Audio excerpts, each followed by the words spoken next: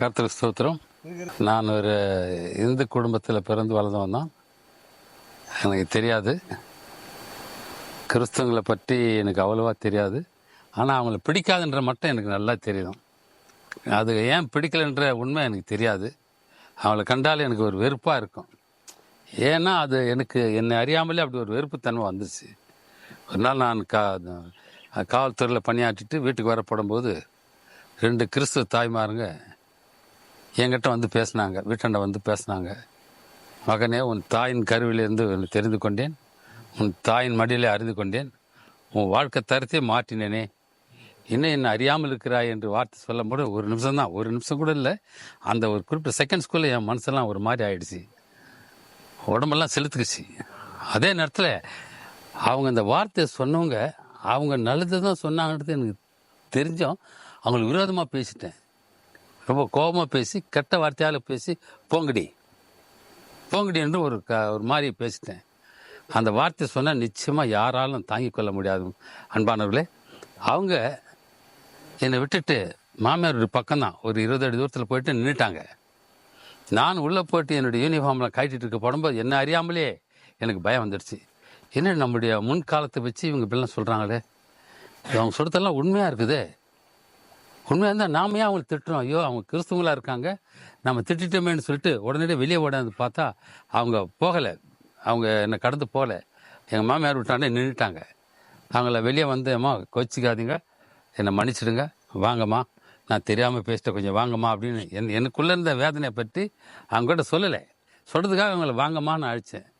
அவங்க வந்து வீட்டுக்குள்ளே வந்து என்கிட்ட பேசினாங்க. பேசப்படும்போது நான் சொன்னேன், நீங்கள் என்னை பற்றி சொன்னீங்களே, எப்படி உங்களுக்கு தெரியும்? இல்லையா, எனக்கு ஆண்டவர் சொல்லி அனுப்பிச்சாங்க, என் மகன் ஒருத்தர் இருக்கிறான், அவனுக்கு போய் சொல்லுங்கன்னு சொன்னாங்க, அதனால் நான் வந்தையா. என் தம்பி வந்து மாதிரி பேசினீங்க, பரவாயில்ல ஏம்மா, கோச்சிக்காதீங்க, நான் பேசி தப்பு தான், என்னை மன்னிச்சிடுங்க, என்னை மன்னிச்சிடுங்க. அந்த வார்த்தையை நான் தெரியாமல் பேசுனதுக்கு காரணம் என்னன்றது எனக்கு தான் தெரியும். உண்மையிலேயே அவங்களுக்கு தெரியாது, அவங்கள கண்டாலும் எனக்கு பிடிக்காது. காரணம் எனக்கு அதுவும் தெரியாது. காரணம் தெரியாமலே ஏசிட்டேன். அதன் பிறகு அவங்க எனக்கு ஜெபம் பண்ணாங்க. ஜெபம் பண்ணலாமான்னு கேட்டால், பண்ணுமா. ஜெபம் பண்ண போடும்போது என்னை கண்ணை மூடிக்க சொல்லிட்டாங்க. நான் கண்ணை மூடிட்டு இருக்கேன். அந்த 2 தாய்மார்களும் கண்ணில் தண்ணியாக தார தாரையாக கண்ணீர் வழுக அவங்க எனக்கு ஜெபிக்கிறாங்க. அவங்க யாரோ எவரோ தெரியல, எங்கேயே தம்பரத்துக்கு பின்புறம் சொன்னாங்க, பின்புறத்துலேருந்து வரதா சொன்னாங்க. அங்கேருந்து வந்து எனக்காக அவங்க அழுது ஜெபிச்சாங்க. அவங்க கண்ணை திறக்காதுன்னு சொன்னாங்க. நான் கண்ணை திறந்து, எனக்கு தெரியாது, அவங்க சொன்னாங்க. நான் கண்ணை திறந்து பார்த்தா அவங்க தாரையாக தண்ணி ஊற்றுது அவங்க கண்ணிலேருந்து. 2 பேருமே அழுது ஜெபிக்கிறாங்க. அது ஜெபிச்சுட்ட பிறகு நான் அதை பார்த்துட்டு, ஐயோ, இவங்க என்னென்ன நமக்காக ஜெபிக்கிறாங்க, அழுகுறாங்களே கொஞ்சம் மனசில் வந்து போயிட்டு நான் கண்ணை மூடிக்கிட்டேன். ஜெபம் பண்ணி முடித்த பிறகு அவர் என்னை விவரம் கேட்டாங்க. நான் என் முழு விவரம் சொல்கிறேன். என்னுடைய அப்போது இருந்த சூழ்நிலை பற்றி நான் முழுமையாக சொல்லிட்டேன்.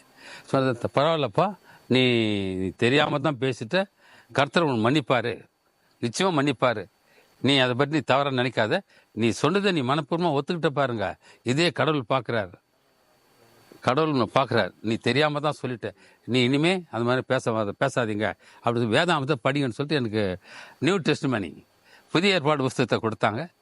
அதை படிக்கத்தான் பிறகால எனக்கு 2 கொரிந்தியர் புஸ்தகத்தில் 4ஆம் அதிகாரம் 4ஆம் வசனத்தை வாசிக்கப்படும்போது, இப்பிரபஞ்சத்தின் தேவனானவன் அவிசுவாசியின் மனதை கூடாய்க்கு வைத்திருக்காண்ட உண்மையை நான் பிறகுதான் தெரிஞ்சுக்கிட்டேன். நான் தெரியாமல் பேசிட்ட வார்த்தைக்கு அர்த்தமே இந்த 2 கொரிந்தியர் புஸ்தகத்தில் 4ஆம் அதிகாரம் 4ஆம் வசனத்தை படிக்கப்படும் போது தான் உண்மையை தெரிஞ்சது. பிரியமானவர்களே, இன்று என்னுடைய வாழ்க்கை தரத்தை, நான் துன்மார்க்கமாக இருந்தேன், தேவையில்லாத பழக்கத்துக்கு அடிமையாக இருந்தேன். ஆனால் இன்று அந்த வேதத்தை படித்த பின்பு தான் ஆண்டவராக இயேசு கிறிஸ்துவை பற்றி நான் கொஞ்சம் கொஞ்சமாக தெரிஞ்சுக்கிட்ட பிறகு தான் என்னை அப்படியே முழுமையாக என் உள்ளம் மாறிடுச்சு. என் உள்ளம் மாறினால இன்று என் குடும்பத்தில் நான் மிகவும் சந்தோஷமான நிலை இருக்கிறேன். எங்கள் மனைவி காலமானாலும் இப்போது அந்த வருத்தம் இருந்தாலும், ஆனால் என் மனசுக்குள்ளே ஒரு நிம்மதி இருக்குது.